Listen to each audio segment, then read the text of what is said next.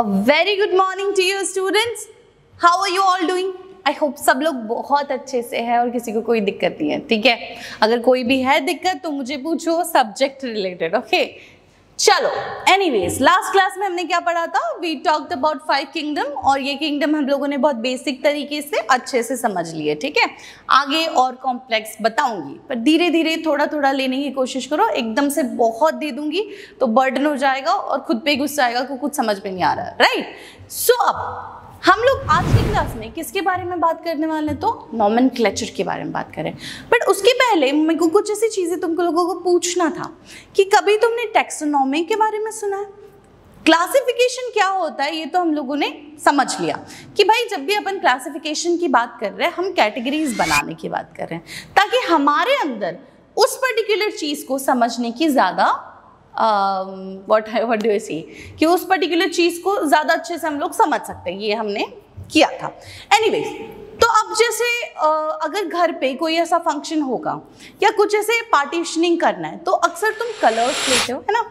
हम लोग देखते कि चलो रेड रेड को इधर रख देते हैं या ब्लू ब्लू को इधर रख देते, या अलमारी ही जमाना है तो हम लोग क्या करते हैं, टी शर्ट का एक स्लॉट बनाते हैं, शर्ट का एक बनाते हैं, अगर कुछ ट्रेडिशनल है तो उसका एक बनाएंगे, बराबर? उसमें भी घर के कपड़े अलग होते हैं, बाहर के अलग होते हैं। तो हम लोग अलमारी इस तरीके से जमाते हैं, इस तरीके से कैटेगरी करते हैं। क्यों करते हैं? ताकि कल अगर मैं अलमारी में कोई एक कपड़ा ढूंढ रही हूँ, कोई एक टी शर्ट ढूंढ रही हूँ तो मुझे आसानी से मिल जाए, बराबर है?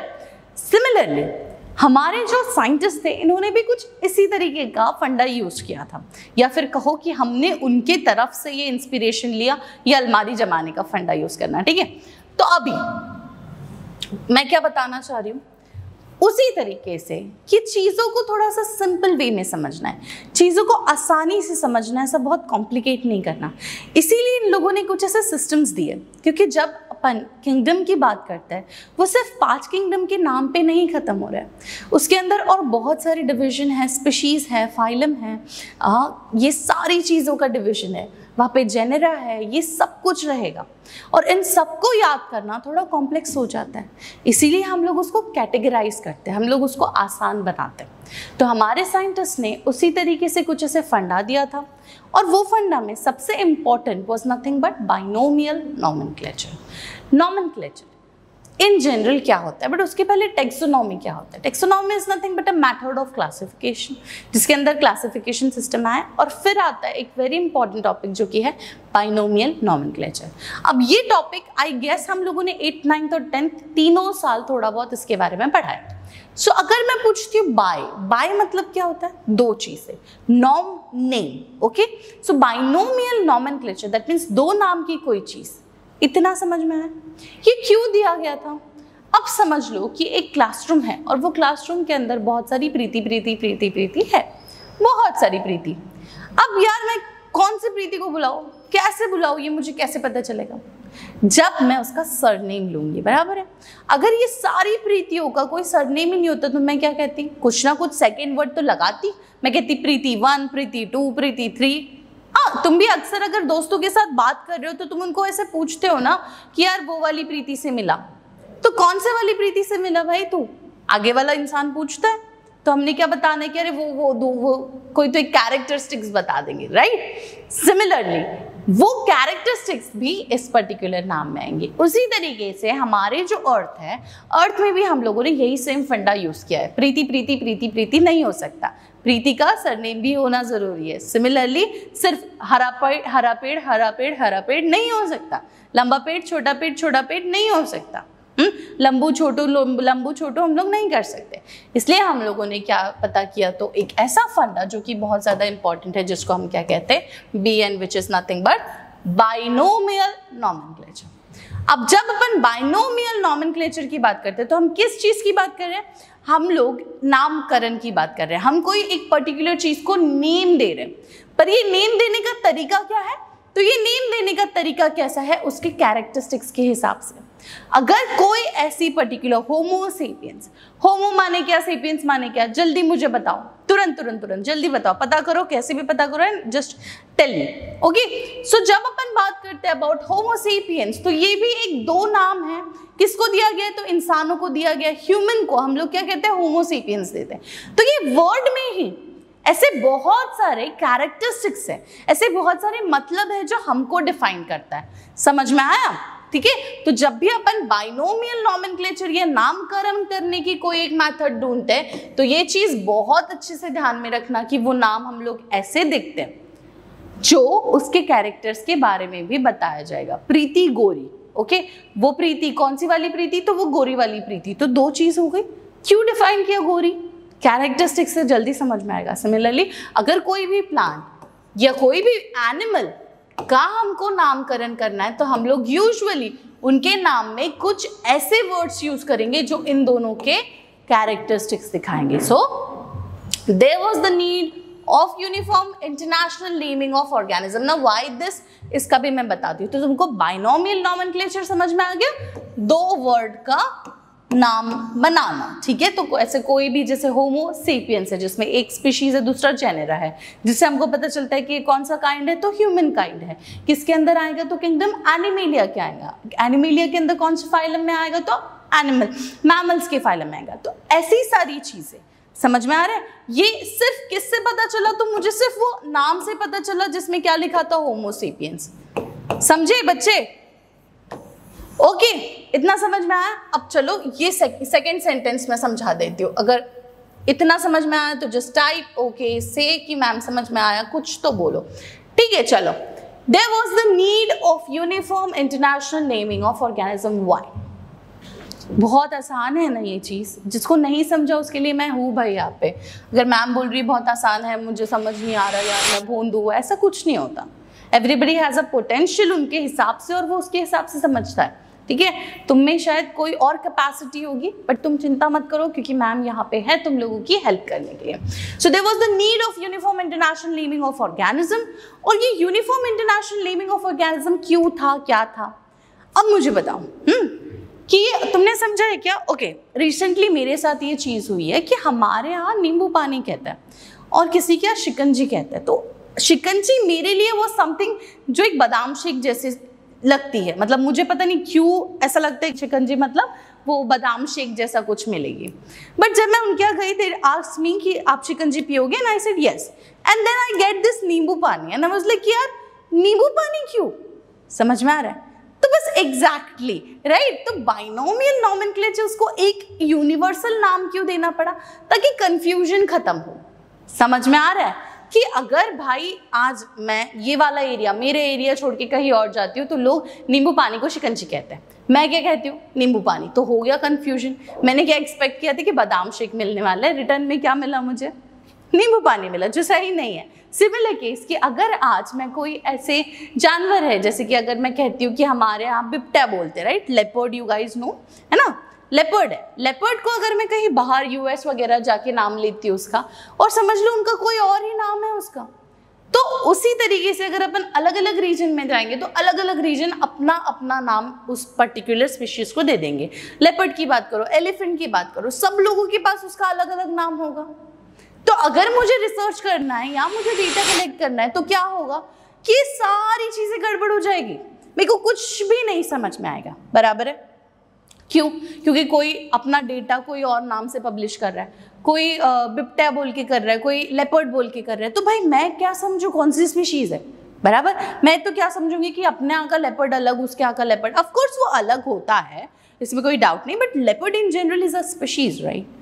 सो ये सारी चीजों के वजह से ये कंफ्यूजन को हमको क्या करना है? कट आउट करना है। ये कंफ्यूजन नहीं होना चाहिए।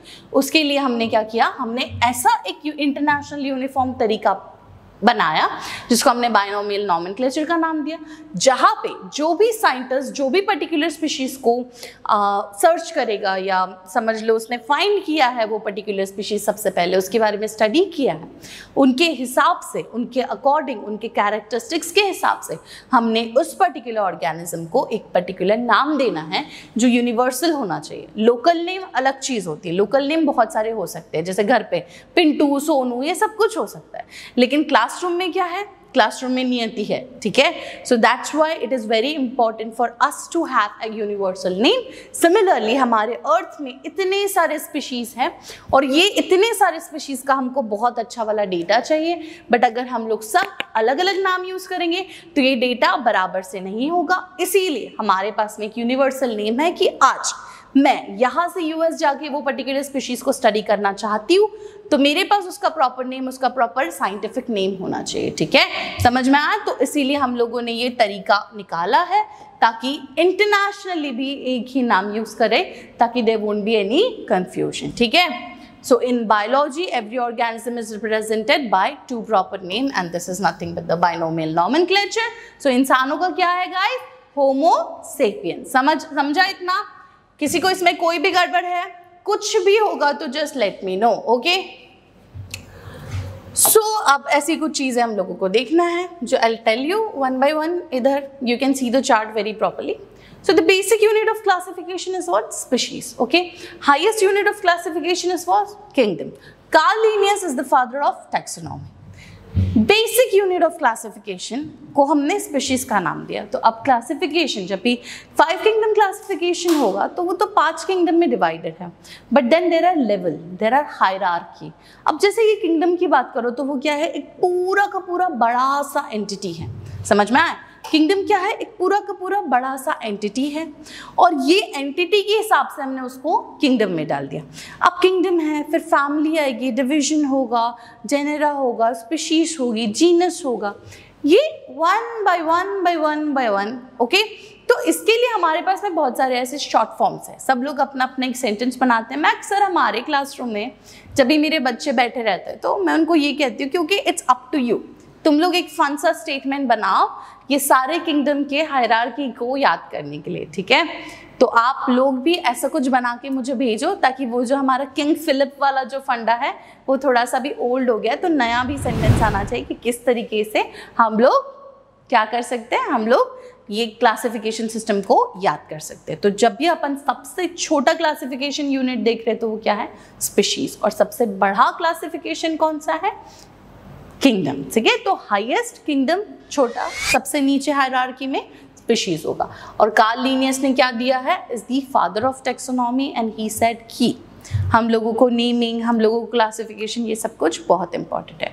तो आई होप तुम लोगों को इतना समझ में आया। इसमें अगर किसी को भी कोई भी दिक्कत है तो प्लीज लेट मी नो। ये मैं बार बार कहती हूँ, I don't want any of my kids जो क्लूलेस बैठे कि ये नहीं समझा वो नहीं समझा, ठीक है।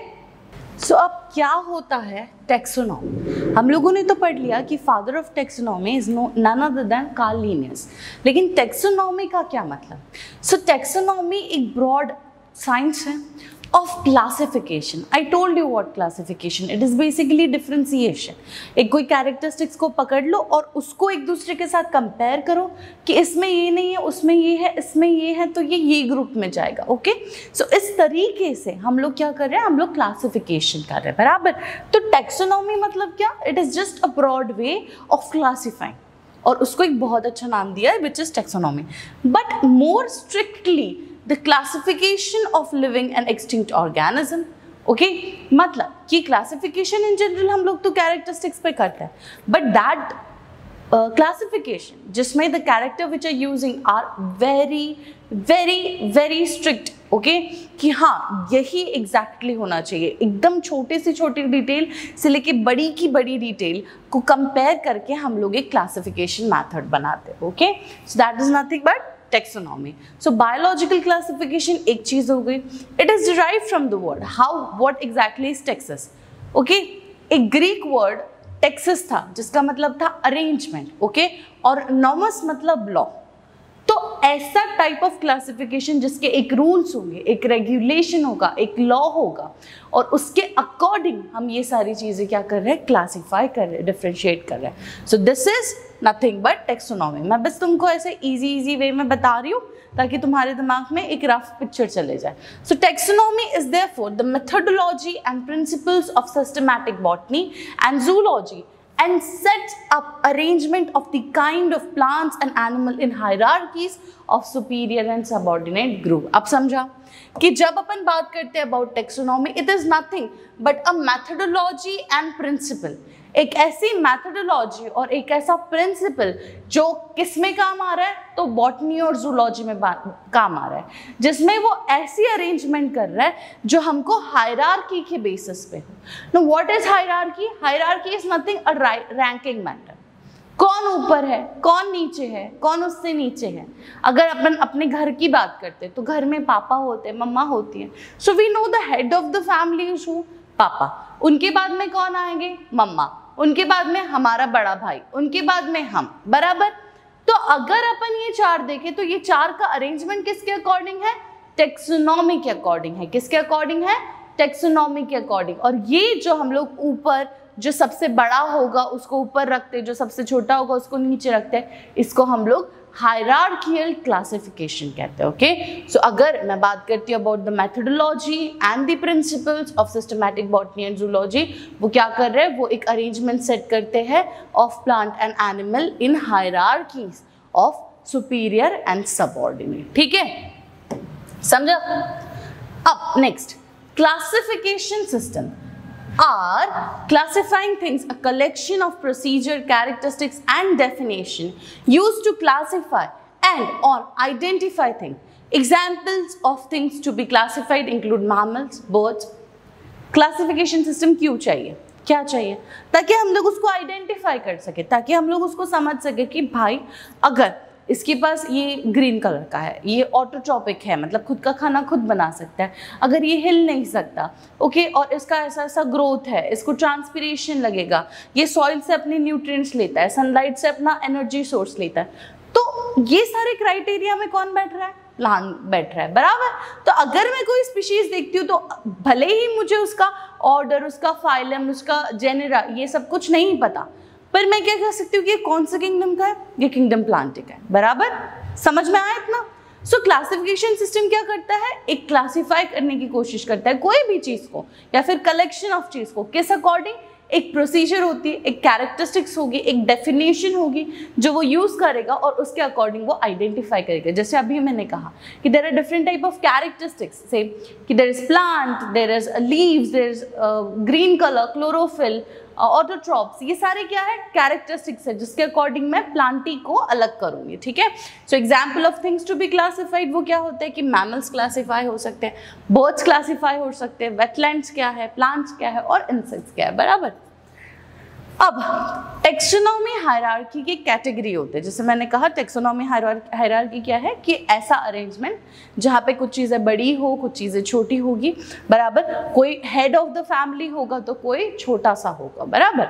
तो ये क्या है? हमारा हायरार्कियल डिस्ट्रीब्यूशन। उसी तरीके से हमारे अर्थ में भी ऐसे हायरार्कियल डिस्ट्रीब्यूशन होता है। Now what are those hierarchical distribution? क्या तुम लोग मेरे को बता सकते हैं? Of course you all know, but उसके पहले चलो I'll tell you a trick. Hierarchical distribution के लिए हम लोग हमेशा, अब तुम लोगों को इतना अंदाजा तो है कि जब अपन टेक्सोनॉमी बात कर रहे हैं और उसका क्लासिफिकेशन मेथड कर रहे हैं, तो हमने पढ़ा था कि हमारा क्लासिफिकेशन 5 किंगडम सिस्टम में हुआ है, बराबर। पर सिर्फ किंगडम में सब कुछ खत्म हो गया क्या? सिर्फ किंगडम में सब कुछ खत्म हो गया? नो, हमारे किंगडम के बाद में भी बाकी की चीजें आती है। तो I am giving you a sentence जो जल्दी से तुमने अपने बुक में लिखना है। क्या लिखना है? King Philip. क्या लिखना है? King Philip came over for good soup. ठीक है, क्या लिखना है तुमने? King Philip came over for good soup. King, king, king से के स्टार्ट होता है, तो के से क्या आएगा? किंगडम। ठीक है, फिलिप पी क्या आएगा? फाइलम। केम सी क्या आएगा? तुम लोग बताओ। So king Philip came over for a good soup. It's a sequence of K, P, C, O, F, G, F, G and S. So king Philip came over for a good soup. अब इसमें एक एक करके के क्या है, P क्या है, सी क्या है, ओ क्या है, एफ क्या है, जी क्या है, एस क्या है, ये हम लोग एक एक करके पढ़ते हैं। Okay, so king Philip came over for a good soup, ये अपने दिमाग में रखो। Now kingdom, the kingdom is the highest level of classification which is divided into subgroup of various type। kingdom क्या है? kingdom एक highest level of classification है जिसको हमने divide किया है into subgroup of various levels। Okay, जैसे कि किंगडम हायरार्की में सबसे बड़ा है, दैट मीन्स कि वो अपने पापा है। तो ये जो चीज हो गई वो क्या है, सबसे ऊपर है, that is the vast group जो हर चीज को इंक्लूड करेगा और फिर उसको छोटे छोटे छोटे छोटे चीजों में क्लासिफाई किया। So there are 5 kingdom which we all know. कौन कौन थे? Monera, Monera, Protista, Fungi, Plantae and Animalia. Okay, there were 5 group. Next चीज phylum, I told you King Philip, so P stands for phylum. This is the next level of classification and is more specific than the kingdom. So there are approximate 35 phyla in kingdom Animalia. क्यों kingdom Animalia? क्योंकि kingdom Animalia is a vast group जिसके अंदर बहुत सारी चीजें आ जाती है। हाँ, इसीलिए जैसे इंसेक्ट आ जाएंगे, उसमें बर्ड्स भी आ जाएंगे, उसमें एनिमल्स भी आ जाएंगे, उसमें हम भी आ जाएंगे। So because it include so much, तो उसमें कितने फाइला है? There are 35 phyla. Okay, so phylum क्या है? एक नेक्स्ट लेवल ऑफ क्लासिफिकेशन है जो किंगडम से भी ज्यादा स्पेसिफिक होता है। जैसे किंगडम में तो उन्होंने कहा कि एक मूव करने वाली चीजें होगी जिनको अपन एनिमल कहेंगे, और एक ऐसी चीजें होगी जो मूव नहीं करेगी, जो ग्रीन होगी, जो ऑटोट्रॉप होगी, उनको अपन प्लांट ही कह लेते हैं। ठीक है, फिर उसके बाद में फाइलम की जब अपन बात करें तो वो थोड़ा सा ज्यादा स्पेसिफिक होता है कि अगर प्लांट भी कह रहे हैं तो कौन से टाइप के प्लांट? शर्ब्स, हर्ब्स आते हैं कि ऐसे प्लांट जो सीड्स दे सकते हैं, कि ऐसे प्लांट जो फ्लावरिंग कर सकते हैं। ओके, उसके बाद में हमारे पास में आ जाता है C. I said C for class. Class was the most general rank in the taxonomic hierarchy until phyla were not introduced. So kingdom Animalia includes 108 classes, including class Mammalia, Reptilia, Aves, etc. However, the classes used today are different from that proposed by Linnaeus and are not used frequently. Class जो है वो हमारा बहुत ही general category था, general rank था, जब तक कि हमारे पास में फाइला नहीं आया था। ठीक है, और एक बार फाइला आ गया तो हम लोग क्लासेस का जो भी यूज करना है वो थोड़ा कम करते हैं। बट फाइला या फाइलम से स्पेसिफिक और ज्यादा जो प्रॉपर बताएगा कि कौन सा टाइप का स्पीशीज है, ये कौन सा जानवर है, वो हमारा क्लास करता है। ठीक है, तो क्लासेस जो है उनको अपन स्पेसिफिसिटी दिखाते हैं। जैसे एव्स हो गए तो एव्स क्या हो गए? बर्ड्स हो गए। या फिर अगर मैं बात करती हूँ मैमलिया, तो मैमलिया कौन हो गया? ऐसे जो यंग वंस को देंगे या ऐसे जो रिप्रोड्यूस कर पाएंगे। ओके, देन रेप्टिलिया क्या है? वो जिनके पास लिम्स नहीं होंगे, they will be like this, बराबर। तो ये सब कुछ। फिर इनके बाद में king Philip came over, O for O stands for order. So order is more specific than rank, of course. जैसे जैसे जैसे जैसे आप हायरार्की में नीचे उतरते जा रहे हो वैसे वैसे वैसे आपको जो भी स्पीशीज की डिटेल्स चाहिए कि ये इंसान है, तो इंसान में और क्या होगा, तो इंसान किंगडम में कहा जाता है, किंगडम एनिमेलिया में जाता है। ठीक है, उसके बाद में हम लोग उसका फाइला क्या बोलेंगे, उसके बाद हम लोग उसका क्लास क्या बोलेंगे, तो क्लास वो मैमलिया में जाता है। फिर अगर हम लोग उसका ऑर्डर कहते हैं तो ऑर्डर क्या होगा। तो ऐसे धीरे धीरे धीरे धीरे जैसे हम नीचे आते हैं हायरार्की में, हमको और स्पेसिफिसिटी दिखाती है। तो ऑर्डर कंस्टिट्यूट वन और more than one similar families, जैसे कि मैमलिया हो गया तो उसमें प्राइमेट्स भी हो सकते हैं, उसमें कार्निवोर्स भी हो सकते हैं। Okay, so there are approximate 26 order. फिर आती है another very important category जिसको हम लोग family कहते हैं। So this category of taxonomic hierarchy क्या include करती है? It includes various kind of genera that share a few similarities. For example, the families in the carnivora include Canidia, Felidia, Eurasidia. तो Carnivora में कौन से ऐसे अलग अलग चीजें होगी, उसमें हम लोग ये फैमिली को डिफ्रेंशिएट करते हैं। जैसे कार्निवोरा तो एक बड़ा चीज हो गया, एक बड़ा ग्रुप हो गया, वो बड़े ग्रुप के अंदर भी छोटे छोटे डिवाइडेड है, उनको हम लोग क्या कहेंगे? फैमिलीज। ओके, फिर आता है जीनस पे। Genus is very important, we all know. So the group of similar species form a genus and some genera have only one species and is known as monotypic. whereas some have more than one species and is known as polytypic. जैसे कि lion और tiger हो गया, वो Panthera के अंदर ही, lion, tiger या लेपर्ड ये सब लोग किसके अंदर आते हैं, Panthera, which are big cats, बराबर। तो जीनस एक ऐसा चीज है, एक ऐसा सिमिलैरिटी दिखाते कि भाई ये भी तो बिग कैट है, ये भी बिग कैट है, ये भी बिग कैट है, तो इनको एक जीनस में डाल दो, ठीक है। एंड उसके बाद the smallest thing, the smallest level of hierarchy, the end level of hierarchy, जिसमें तुमको एक्चुअली पता चल जाएगा कि वो कौन सी स्पीशीज है, that is nothing but species. Okay, so there is the lowest level of taxonomic hierarchy and that is approximate 8.7 billion different species on earth. और वो क्या रेफर करते हैं, ग्रुप ऑफ ऑर्गेनिज्म जिनके पास सिमिलर शेप है, features है, characteristics है, forms है, रिप्रोडक्टिव कैपेसिटी उनकी सेम है. So species can be further divided into subspecies, but species is the end of that particular hierarchy. ठीक है, so King Philip came over for a good soup. समझा? 7 are the categories और the hierarchy जो तुम लोगों को पढ़ना है. उसके अलावा अगर इसमें तुम लोगों को कोई भी डाउट हो तो प्लीज डू टेल मी, कोई भी doubt. Okay, so thank you so much and please take care.